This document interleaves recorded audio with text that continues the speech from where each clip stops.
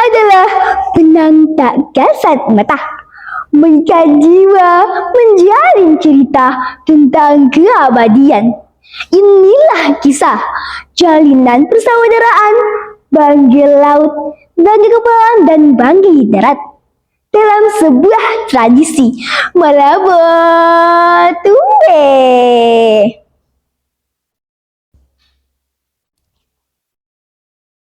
Malabo Tumbe, konda tradisi. Malabo Tumbe, toiba gai. Malabo Tumbe, konda tradisi. Malabo Tumbe, untuk Indonesia.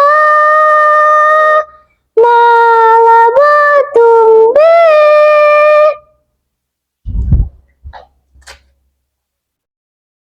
Assalamualaikum warahmatullahi wabarakatuh. Dewan juri dan teman-teman sekalian, perkenalkan, nama saya Najwa Safika Arta Maifia dari MIN 1 Banggai. Hari ini Najwa membawakan sebuah kisah yang berjudul Asal Usul Malabo Tumbe. Apakah kalian ingin mendengar ceritanya? Mau tidak? Malabo Tumbe berasal dari bahasa Banggai, yaitu Malabot, yang artinya penerimaan atau penyambutan. Sedangkan tumpe pertama atau awal. Upacara ini merupakan upacara penyerahan atau penerimaan telur pertama burung maleo dari Kajang Batui kepada Kajang Banggai yang ada di Banggai Laut. Tradisi ini berawal dari kisah kedatangan Adi Cokro atau Disoko, seorang bangsawan dari Kajang Kediri di Pulau Jawa. Ia ke Banggai untuk memperdalam ajaran agama Islam. Di tempat belajarnya, Aji Saka pun mendirikan sebuah kerajaan dan ia menjadi raja pertamanya. Sang raja lalu menikah dengan putri dari Raja Matindak yang ada di Batu yang bernama Siti Aminah.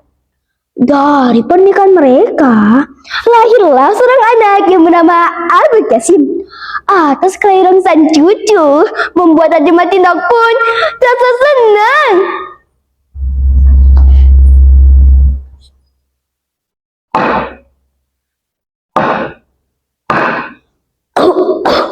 Wahai Aji Saka, engkau berikan saja kepada aku. Untuk itu, aku mengadakan sepasang bulu mara ini. Jaga baik-baik. Wahai mertuaku, aku menerima pemberian hadiahmu. Aku akan menjaga dan melestarikan burung maleo ini di wilayah kerajaanku. Pada suatu hari, Aji Soko harus kembali ke Pulau Jawa karena ada tugas yang lebih penting. Ia hanya sepasang burung maleo. Namun, anak dan istrinya tidak ikut bersamanya. Hal itu membuat kekosongan pemimpin di Kajang Banggai. Bagaimana ini? Di Kajang Banggai sudah lama mengambil kekuasaan pemimpin. Kami khawatir akan terjadi pemberontakan mana-mana, kata para perangkat kerajaan. Mereka pun membuat sayembara Abu Kasim terpilih. Namun Abu Kasim menolak karena ia merasa belum mampu untuk menjadi seorang raja. Akhirnya Abu Kasim pun berinisiatif untuk ke Pulau Jawa dan menemui ayahnya.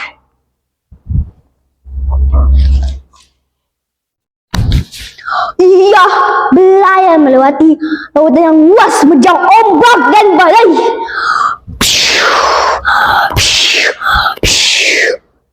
Pasukan! Berhati-hatilah! Ombak di sana sangat besar. Berpeganglah kan semua.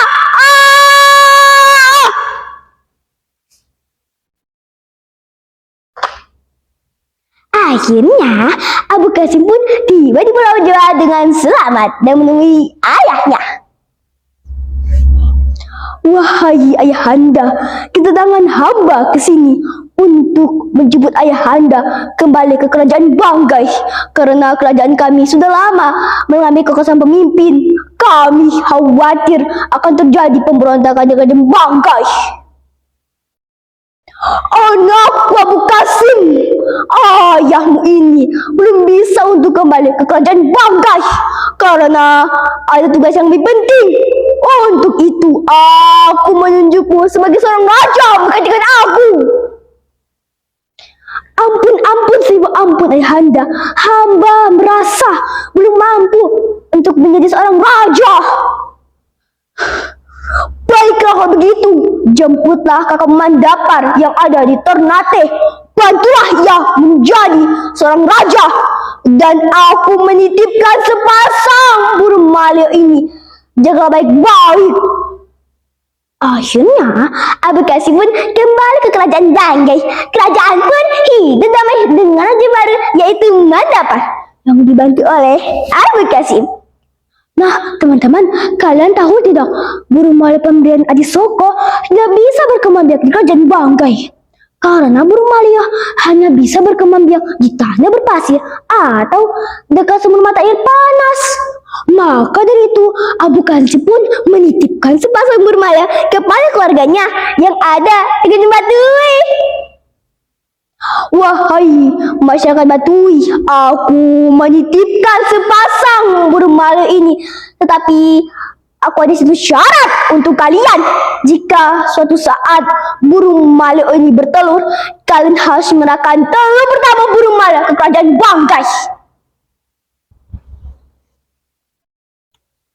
Sahabat literasi, amanat ini yang terus jaga oleh masyarakat Batui.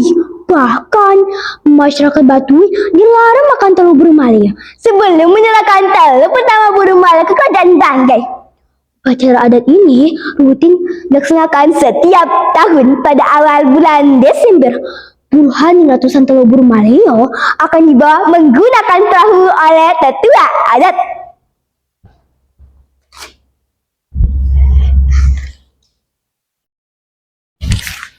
Sebelum sampai di kerajaan Banggai, mereka singgah di Tanjung Binalang yang ada di Kabupaten Kepulauan. Di sana akan ada pelemparan kayu sebanyak 3 kali.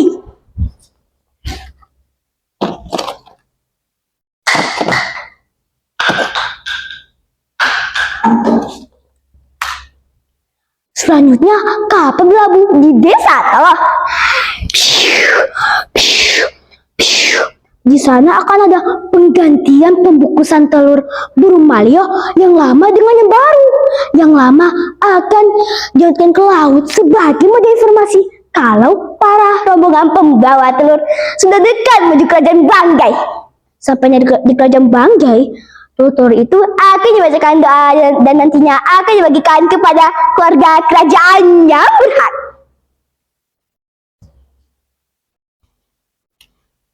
Nah, teman-teman, sejak tahun 2015, Malabotumbe sudah ditetapkan sebagai warisan budaya tak benda Indonesia.